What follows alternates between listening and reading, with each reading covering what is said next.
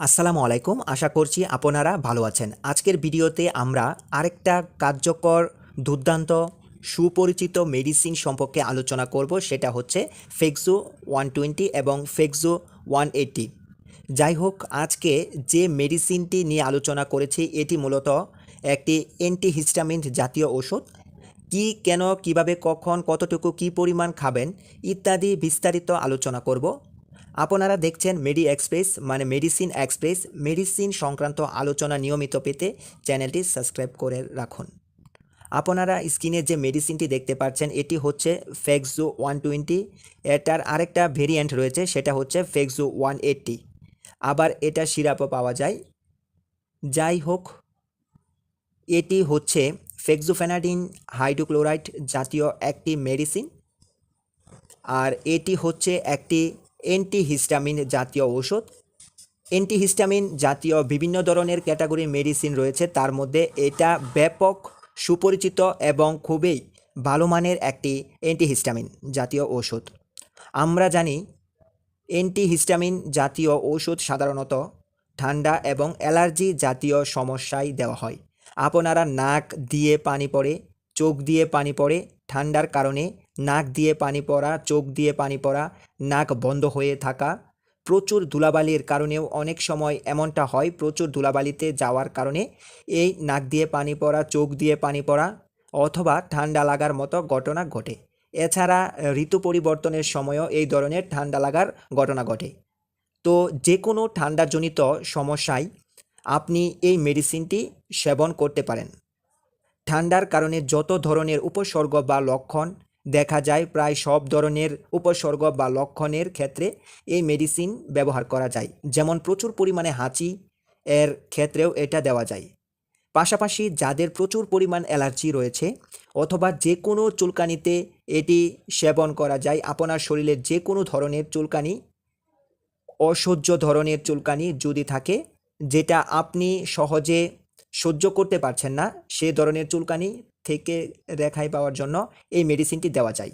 এছাড়াও টনসিল ফোলার কারণেও, আপনার টনসিলের কারণে যদি গলা ব্যথা হয়ে যায়, সে টনসিল উপসর্গ করার জন্যও এই মেডিসিনটি দেওয়া যেতে পারে। টনসিল সাধারণত ঠান্ডাজনিত কারণে হয়ে থাকে, সেক্ষেত্রে এই ফেক্সোফেনাডিন গ্রুপের ফেক্সো 120 বেশ কাজে লাগে এক্ষেত্রে। যদিও অনেক ক্ষেত্রে এই শুধুমাত্র ফেক্সোফেনাডিনের কাজ হয় না, ডক্সিক্যাপ বা ডক্সিসাইক্লিন জাতীয় মেডিসিন দিতে হয়। ফেক্সোফেনাডিন অ্যান্টিহিস্টামিন জাতীয় ওষুধের গুলোর মধ্যে একটু অ্যাডভান্স লেভেলের, এই কারণে যে এটা হচ্ছে ঘুম প্রতিরোধী। আমরা জানি যে অ্যান্টিহিস্টামিন জাতীয় ওষুধ খেলে প্রচুর ঘুম আসে, আমাদের কাজের ব্যাঘাত ঘটে।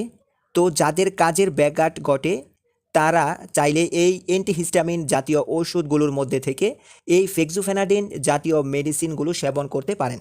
তাহলে আপনার কাজের মধ্যে ঘুমের ব্যাঘাত হবে না বা ঘুমের অসুবিধা হবে না।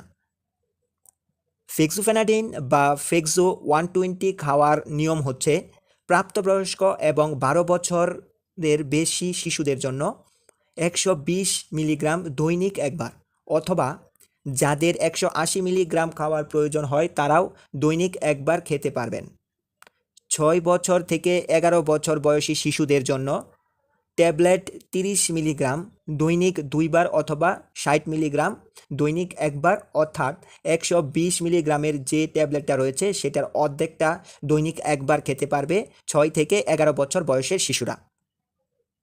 যাদের ফেক্সোফেনাডিন 120 খেয়ে চুলকানি অথবা সর্দি বা ঠান্ডাজনিত সমস্যার সমাধান হচ্ছে না, তারা প্রয়োজনীয় ফেক্সোফেনাডিন 180 মিলিগ্রাম খেতে পারেন, তাহলে ফল পাওয়ার সম্ভাবনা রয়েছে। ফেক্সো 120 হচ্ছে বাংলাদেশের সবচেয়ে জনপ্রিয় একটি মেডিসিন।